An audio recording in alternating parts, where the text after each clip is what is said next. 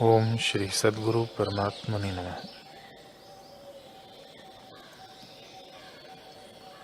श्री वशिष्ठ जी बोले, ही राम जी,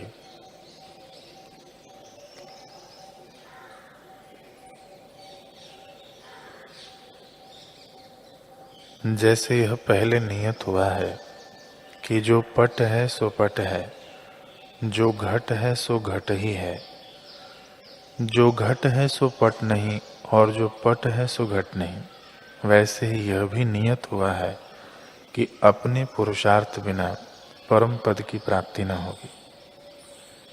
हे राम जी, चित्त जो कुछ वांछा करता है और शास्त्र के अनुसार पुरुषार्थ नहीं करता, सो सुख न पावेगा, क्योंकि उसकी उन्मत्त चेष्टा है। पौरुष दो प्रकार का है, एक शास्त्र के अनुसार और दूसरा शास्त्र विरुद्ध। जो शास्त्र को त्याग करके अपनी इच्छा के अनुसार विचरते हैं, सो सिद्धता न पावेंगे, और जो शास्त्र के अनुसार पुरुषार्थ करेगा वह सिद्धता को प्राप्त होगा, कदाचित दुख न पावेगा। अनुभव से स्मरण होता है और स्मरण से अनुभव होता है, यह दोनों इसी से होते हैं, दैव तो कुछ न हुआ। हे राम जी, मूर्ख जीवों की नाई संसार कूप में मत गिरना। यह संसार मिथ्या है, तुम उदार आत्मा हो, उठ खड़े हो और अपने पुरुषार्थ का आश्रय करो और इस शास्त्र को विचारो। जैसे शूर रण में प्राण निकलने लगे तो भी नहीं भागता और शस्त्र को पकड़ के युद्ध करता है कि अमर पद को प्राप्त हो, तैसे ही संसार में शास्त्र का विचार पुरुषार्थ है। यही पुरुषार्थ करो। और शास्त्र को विचारों की कर्तव्य क्या है? जो विचार से रहित है वह दुर्भागी, दीनता और अशुभ को प्राप्त होता है। महामोह रूपी घन निद्रा को त्याग करके जागो और पुरुषार्थ को अंगीकार करो, तो जरा मृत्यु के शांति का कारण है। और जो कुछ अर्थ है वह सब अनर्थ है, भोग सब रोग के समान है और सब संपदा आपदा रूप है। ये सब त्यागने योग्य है, इसलिए सत्मार्ग को अंगीकार करके अपने प्रकृत आचार में विचरो।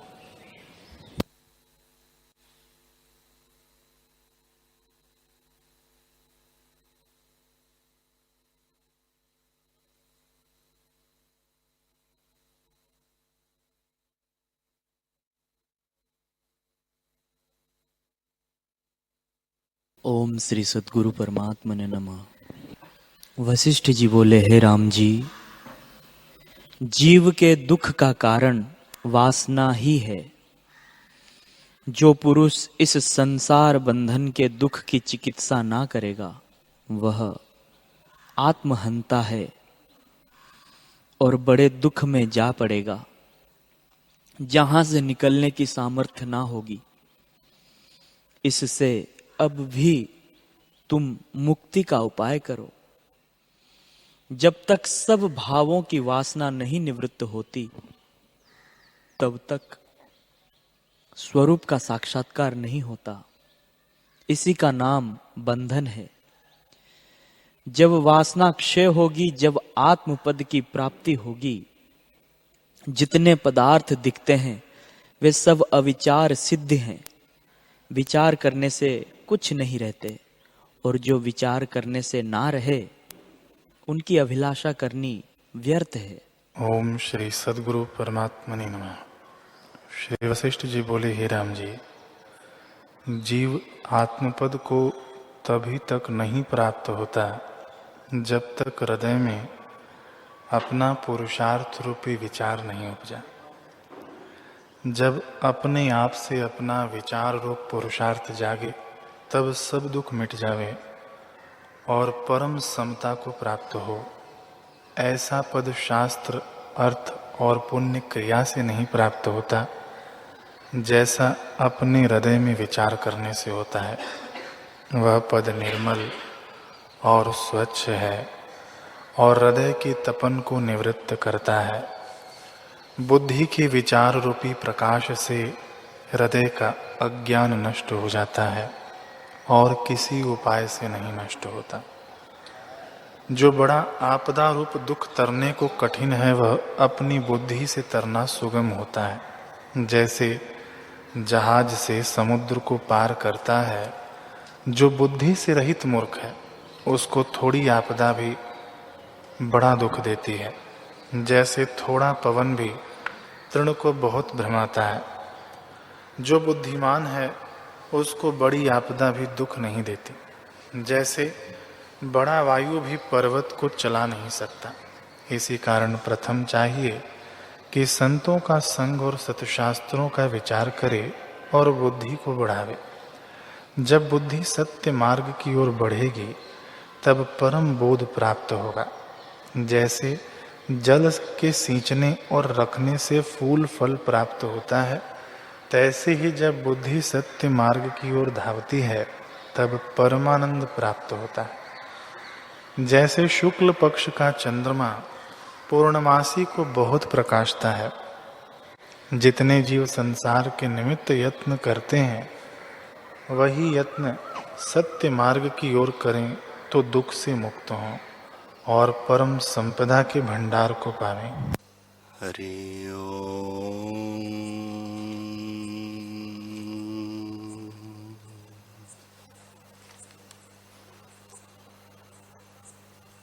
हरि ओम।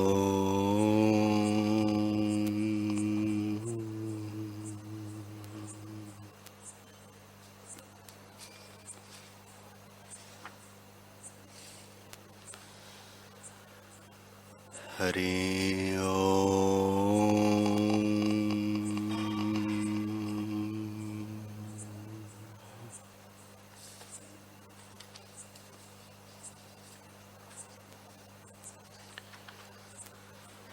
गुरुर्ब्रह्मा गुरुर्विष्णु गुरुर्देवो महेश्वरः गुरुर्साक्षात् परब्रह्म तस्मै श्री गुरवे नमः।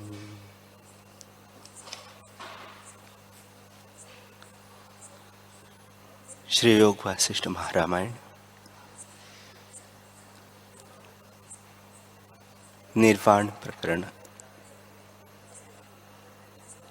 सर्ग 171।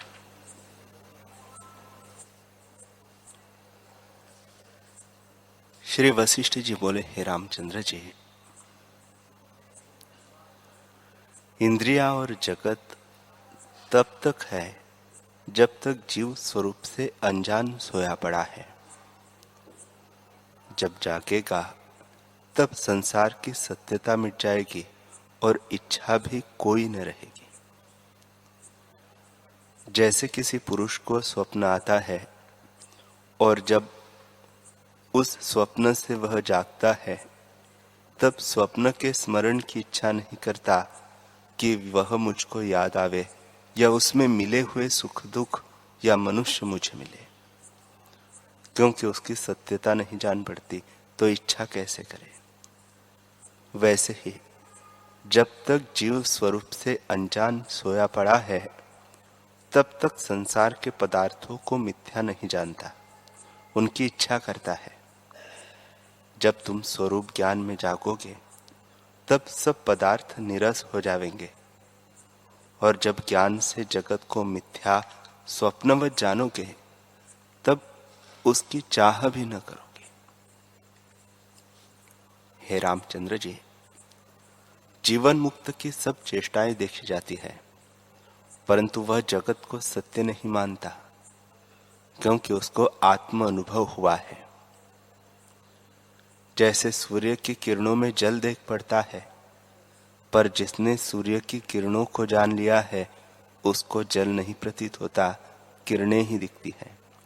पर जिसने किरणें नहीं जानी, उसको जल का भ्रम होता है। दृष्टि दोनों की तुल्य है, परंतु ज्ञानवान के निश्चय में जगत जल के समान नहीं, और अज्ञानी को जगत जल सा दृढ़ जान पड़ता है। हे रामचंद्र जी, मन रूपी दीपक प्रज्वलित है, उसमें ज्ञान रूपी जल डालिए तो बुझ जाएगा। जब मन का निर्वाण होगा तब उस पद को प्राप्त होंगे जहाँ जगत और अहंकार का अभाव है। वह न शून्य है न शून्य, न केवल है न अकेवल, उसका उदय अस्त भी नहीं है।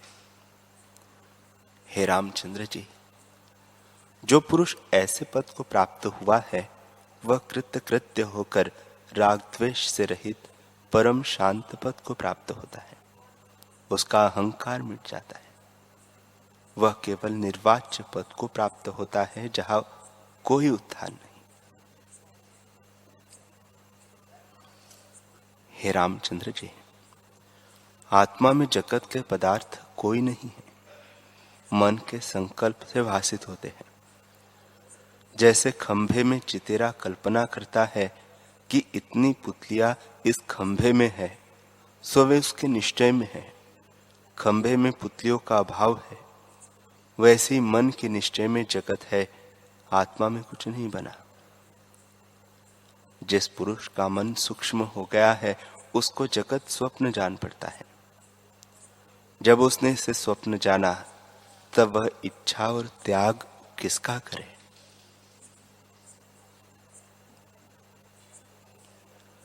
हे रामचंद्र जी, जगत की तब तक प्रतीति है जब तक स्वरूप का साक्षात्कार नहीं हुआ। जब आत्म अनुभव होगा तब जगत रस से युक्त भी न भासित होगा। जैसे धूप छाया इकट्ठी नहीं होती, वैसे ही ज्ञान और जगत इकट्ठे नहीं होते। आत्मज्ञान होने पर जगत का अभाव हो जाता है। जैसे पूर्व काल वर्तमान काल में नहीं होता, वैसे ही आत्मा में जगत नहीं होता। हे रामचंद्र जी, यह जगत भ्रम से भासित होता है और विचार करने से इसका अभाव हो जाता है। दृष्टा, दर्शन, दृश्य की जो त्रिपुटी भासित होती है वह भी मिथ्या है। जैसे निद्रा दोष से स्वप्न में ये तीनों भासित होते हैं और जागे से इनका अभाव हो जाता है, वैसे ही अज्ञान से ये भासित होते हैं और ज्ञान से इस त्रिपुटी का अभाव हो जाता है। हे रामचंद्र जी, जैसे मनोराज्य से मन में जगत स्थित होता है, वैसे ही ये पर्वत, नदियां, देश, काल, जगत भी तुम जानो।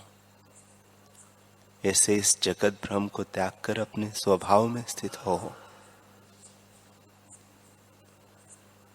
यह जगत भ्रम से उदय हुआ है, विचार से नष्ट हो जाएगा और तुमको परम शांति प्राप्त होगी। हे रामचंद्र जी, जिसका मन उपशम को प्राप्त हुआ है वह पुरुष मौनी है। वह निरोध पद को प्राप्त हुआ है और संसार समुद्र से तरकर कर्मों के अंत को पहुंच गया है। उसको पहाड़, नदी आदि से युक्त संपूर्ण जगत लीन हो जाता है। अज्ञान के नष्ट होने से विद्यमान जगत भी नष्ट हो जाता है, क्योंकि ज्ञानी शांति से तृप्त है। वह ज्ञानवान निरावरण होकर स्थित होता है।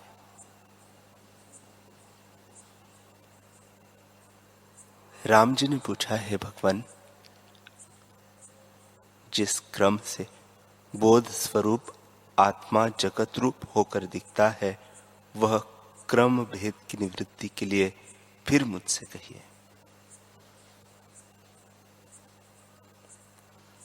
श्री वशिष्ठ जी बोले, हे रामचंद्र जी, जितना जगत देख पड़ता है उसका चित्त में निश्चय होता है। यह जगत ज्ञानवान को और अज्ञानी को भी चित्त से भासित होता है, परंतु इतना भेद है कि अज्ञानी जगत को सत्य मानता है और ज्ञानवान शास्त्र युक्ति से देखकर पूर्वापार अर्थ के विचार से भ्रांति मात्र जानता है। यह जगत जिस अविद्या से है वह अविद्या भी कुछ वस्तु नहीं। जैसे सूर्य की किरणों में जल भासित होता है सो कुछ है नहीं, वैसे ही अविद्या कुछ वस्तु नहीं है। जितना स्थावर जंगम जगत है सो कल्प के अंत में नष्ट हो जाता है। जैसे समुद्र से एक बूंद निकालिए तो वह नष्ट हो जाती है क्योंकि विभाग रूप है, वैसे ही माया, अविद्या, सत असत आदि सब संबंधों का अभाव हो जाता है क्योंकि सब शब्द जगत में है। जब जगत लीन हुआ तब शब्द कहाँ रहे, और वास्तव में न कुछ उपजा है न लीन होता है, एक ही चिदाकाश है। जो तुम कहो कि देह उपजती है तो तुम देह और तत्व को स्वप्नवत जानो। जो तुम कहो कि जगत प्रलय में लीन होता है, इससे कुछ है तो नाश उसी का होता है जो असत्य है। जो तुम कहो कि जगत असत्य है तो फिर क्यों उपजता है, तो उपजी वस्तु भी सत्य नहीं होती। जो तुम कहो कि महाप्रलय में चिदाकाश ही रहता है और वही जगत रूप होकर दिखता है, तो जगत कुछ भिन्न वस्तु नहीं हुआ, बोध मात्र ही इस प्रकार होकर भासित होता है। जैसे बीज और वृक्ष में कुछ भेद नहीं, वैसे ही जिससे जगत भासित होता है उसी का वह रूप है, कुछ उपजा नहीं। जब उपजा नहीं तो विकार और भेद कैसे हो? इससे बोध मात्र ही अपने आप में स्थित है। आत्मसत्ता कारण कार्य से रहित परम शांत रूप अपने आप में स्थित है, वही जगत रूप होकर दिखती है। देश, काल, पदार्थ भी सब महाप्रलय रूप है। जब महाप्रलय होता है तब ब्रह्मा पर्यंत सब पदार्थ नष्ट हो जाते हैं। आकाश, वायु, अग्नि, जल, पृथ्वी का नाम भी नहीं रहता, अर्थ भी नहीं रहता। तब केवल बोध मात्र और बोध से भी रहित शेष रहता है, जो परम शांत रूप है। उसमें वाणी और मन की गति नहीं, वह केवल अचैतन्य चिन्मात्र सत्ता ही है।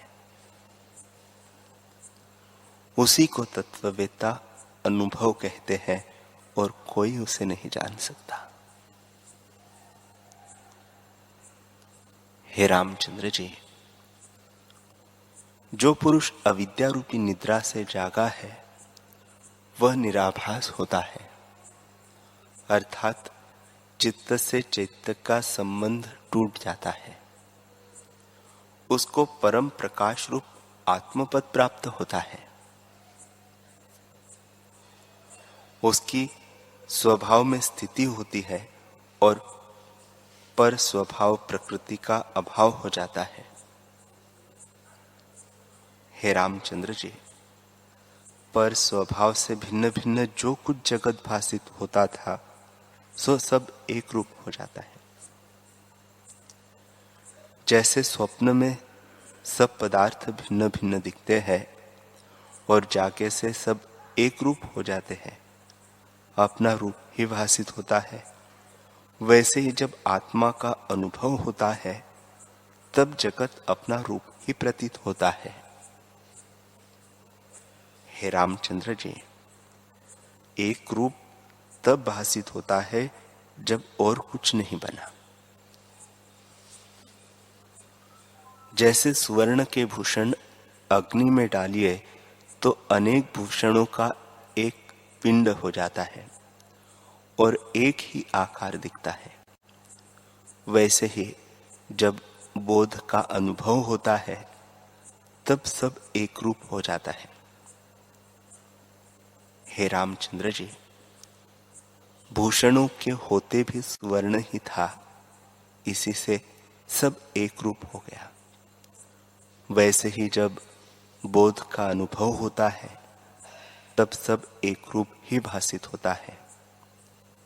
इससे जगत के होते भी जगत आत्मरूप है। जगत है नहीं और हुए की तरह भिन्न भिन्न जान पड़ता है। जैसे सोमजल में तरंग नहीं है और भासित होते हैं तो भी जल रूप है, असम्यक दृष्टि से भिन्न भिन्न लगते हैं।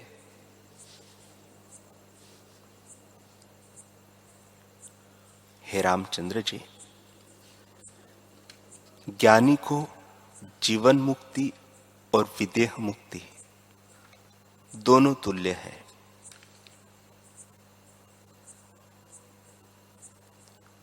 जैसे भूषण के होते भी सुवर्ण है और भूषण के अभाव में भी सुवर्ण है, वैसे ही ज्ञानवान को देह के होते भी ब्रह्म है और देह के अभाव में भी ब्रह्म है। जो अज्ञानी है उसको नाना प्रकार का जगत फुरता है। अज्ञानी वही है जिसको मन का संबंध है। हे रामचंद्र जी, यह जगत भिन्न भिन्न फुरता है। जैसे काष्ठ के खंभे में चितेरा पुतलियों की कल्पना करता है, वे और को नहीं दिखती, उसी के मन में होती है। वैसे ही भिन्न भिन्न पदार्थ रूपी पुतलियां अज्ञानी के मन में फुरती है और ज्ञानवान को नहीं भासित होती। जब काष्ठ रूप आधार होता है तब चितेरा पुतलियों की कल्पना करता है। पर आश्चर्य देखो कि मन रूपी ऐसा चितेरा है कि आकाश में पदार्थ रूपी पुतलियों की कल्पना करता है और वे बिना खोदी ही भासित होती है। हे रामचंद्र जी, और दूसरा कुछ नहीं बना। जैसे किसी पुरुष ने कागज पर पुतली लिखी हो, सो वह कागज रूप है और कुछ बनी नहीं, वैसे यह जगत भी उसी ब्रह्म का स्वरूप है। हे रामचंद्र जी, जब तुमको आत्मपद का अनुभव होगा तब जितने जगत के शब्द अर्थ है वे सब उसी में भासित होंगे। जैसे जिसने स्वर्ण को जाना उसको भूषण के शब्द अर्थ स्वर्ण ही भासित होते हैं, वैसे ही जब आत्मपद को जानोगे तब तुमको जगत के शब्द अर्थ आत्मा ही में देख पड़ेंगे। हे रामचंद्र जी, ये जीव महासूक्ष्म रूप है और इनमें अपनी अपनी सृष्टि है। जब तक स्फुरण है तब तक सृष्टि है। जब सृष्टि का फुरना अपनी ओर आता है तब सब सृष्टि एक आत्मरूप हो जाती है।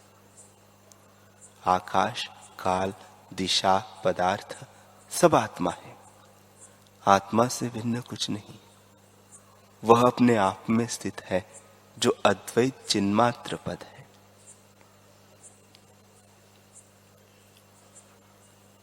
राम जी ने पूछा, है भगवान, सब तत्ववेताओं में श्रेष्ठ दृष्टा और दृश्य का संबंध कैसे हुआ है? काल में कालत्व, आकाश में शून्यता और वायु में स्पंदन कैसे हुआ है? जड़ में जड़ता, भूतों में भूतना, संकल्प में स्पंदन, सृष्टि में सृष्टित्व, मूर्ति में मूर्तित्व, भिन्न में भिन्नता और दृश्य में दृश्यता किससे हुई है, यह मुझसे कहिए। क्योंकि अर्ध प्रवृत्त का बोध के निमित्त कहना योग्य है। श्री वशिष्ठ जी बोले, हे रामचंद्र जी, ब्रह्मा, विष्णु, रुद्र, ईश्वर आदि सब प्रलय काल में जिसमें लीन होते हैं उसका नाम महाप्रलय है। ऐसा जो अनंत आकाश है वह सम, शुद्ध, आदि, अंत, मध्य से भी रहित चैतन्य घन और अद्वैत है, जहां एक और दो शब्द भी नहीं है, जिसमें आकाश भी पहाड़ के समान स्थूल है और ऐसा सूक्ष्म है कि है नहीं दोनों शब्दों से रहित अपने आप में स्थित है। जैसे पाषाण का शिलाकोश होता है वैसे ही वह चित्त के स्फुरण से रहित है। ऐसे अकारण परमात्म तत्व से सृष्टि का उपजना कैसे कहिए। जैसे आकाश अपने आप में स्थित है वैसे ही ब्रह्म अपने आप में स्थित है। हे रामचंद्र जी, एक निमेष के फुरने से जो वृत्ति अनेक योजन पर्यंत जाती है उसके मध्य जो अनुभव करने वाली सत्ता है उसमें तुम स्थित होकर देखो कि जगत और उसकी उत्पत्ति कहाँ है। हे रामचंद्र जी, उत्पत्ति समवाय कारण और निमित्त कारण से होती है, पर आत्मा निराकार, अद्वैत और सन्मात्र है। न समवाय कारण है और न निमित्त कारण। आत्मा अच्युत है, अर्थात स्वरूप से कभी नहीं गिरता, तब वह समवाय कारण कैसे हो। वह निमित्त कारण भी नहीं, क्योंकि निराकार है। इससे आत्मा में जगत कुछ नहीं है, भ्रांति मात्र और अविद्या से भासित है। जो वस्तु हो नहीं और प्रत्यक्ष दिखे उसे अविद्याकृत जानिए। हे रामचंद्र जी, ब्रह्म सत्ता सदा अपने आप में स्थित है। जल में जो तरंग और आवर्त उठते हैं वे जल रूप है, जल से भिन्न कुछ नहीं। जब तुम अपने आप में स्थित होंगे तब जगत का शब्द अर्थ भिन्न न भासित होगा, क्योंकि कुछ दूसरी वस्तु नहीं है। हे रामचंद्र जी, ब्रह्म अमूर्त है, उसमें यह मूर्ति कैसे उत्पन्न हो, यह भ्रांति मात्र है। जो वस्तु कारण से उपजी हो वह सत होती है, और जो कारण बिना देख पड़े उसे ब्रह्म मात्र जानिए। जैसे आकाश में दूसरा चंद्रमा दिखता है तो उसका कोई कारण नहीं, इससे मिथ्या भ्रम से भासित होता है। वैसे ही ये जगत मिथ्या है, विचार किए से नहीं रहता। हे रामचंद्र जी, आकाश, काल आदि जो पदार्थ है वे सब शून्य है। आत्मा में न उदय हुए हैं और न अस्त होते हैं, जो का त्यों आत्मा ही स्थित है।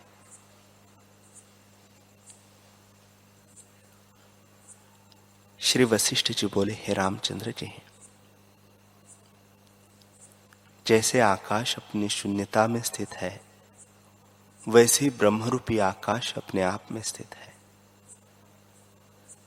फिर वह कैसे किसी का कारण हो। कारण और कार्य तब होता है जब द्वैत और आरंभ परिणाम होता है, पर आत्मा तो अद्वैत, अच्युत और निर्गुण है, उसमें आरंभ कैसे हो।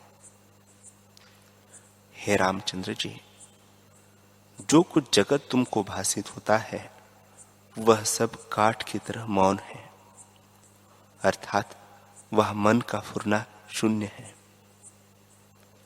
हे रामचंद्र जी, जो कुछ द्वैत भासित होता है वह ब्रह्मात्र है। जो कुछ हुआ होता तो ज्ञानी को भी प्रत्यक्ष होता,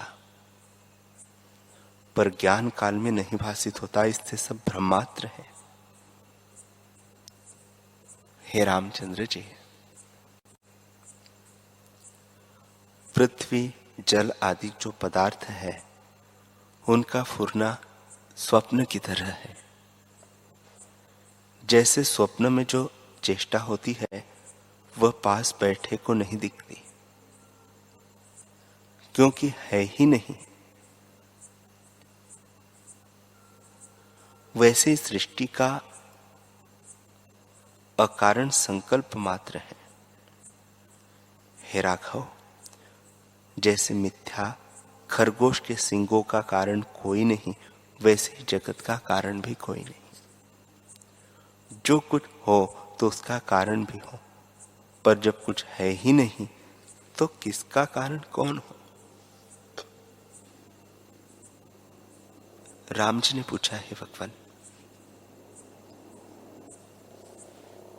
जैसे वट के बीज में वृक्ष का भाव या अस्तित्व होता है, पर काल पाकर बीज से वृक्ष निकल आता है, वैसे ही इस चित्त का कारण परमाणु क्यों न हो?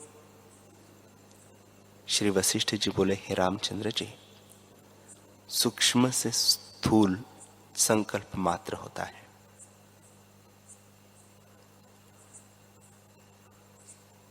मैं भी कहता हूं कि सूक्ष्म में स्थूल होता है, परंतु संकल्प मात्र होता है, कुछ सत्य नहीं होता। जो कहिए कि सत्य होता है तो नहीं हो सकता। जैसे राई के कणके में सुमेरु पर्वत का होना संभव नहीं, वैसे ही सूक्ष्म परमाणु से जगत का उत्पन्न होना असंभव। हे रामचंद्र जी, सूक्ष्म परमाणु का कार्य भी जगत तब कहा जाए जब सूक्ष्म अणु भी आत्मा में पाया जाए। आत्मा तो अद्वैत है और उसमें द्वैत, अद्वैत या एक और दो कहने का अभाव है। आत्मा में जानना भी नहीं, केवल आत्म तत्व मात्र है। वह आधार आधेय से रहित है। बीज भी तब परिणाम को प्राप्त होता है जब उसको जल देते हैं और रक्षा करने का स्थान होता है। पर आत्मा आधार आधेय से रहित, केवल अपने भाव में स्थित और अद्वैत सत्ता मात्र है। जैसे वंध्या के पुत्र का कारण कोई नहीं, वैसे ही जगत का कारण कोई नहीं। जब वंध्या का पुत्र ही नहीं तो उसका कारण कौन हो? वैसे ही जगत जब है ही नहीं तो ब्रह्म इसका कारण कैसे हो? जिसको तुम दृश्य कहते हो वह दृष्टा ही दृश्य रूप होकर स्थित हुआ है।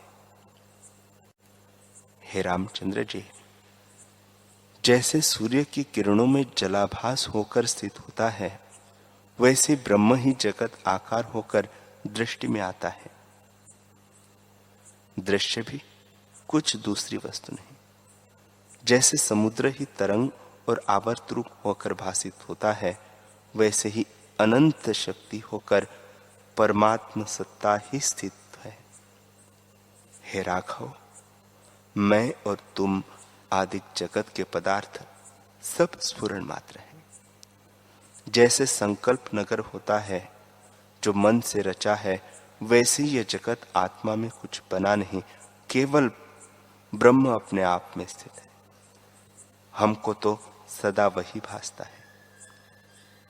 हे राघव, आत्मा में यह जगत न उदय होता है और न अस्त, सदा ज्यों का त्यों निर्मल शांत पद है।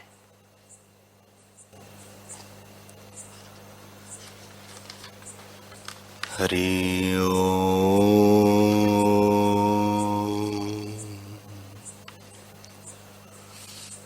हरि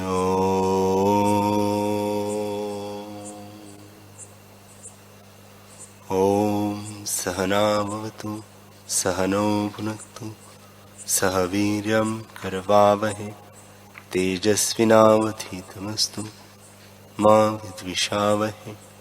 ओम शांति शांति शांति श्री सद्गुरुदेव भगवान की जय।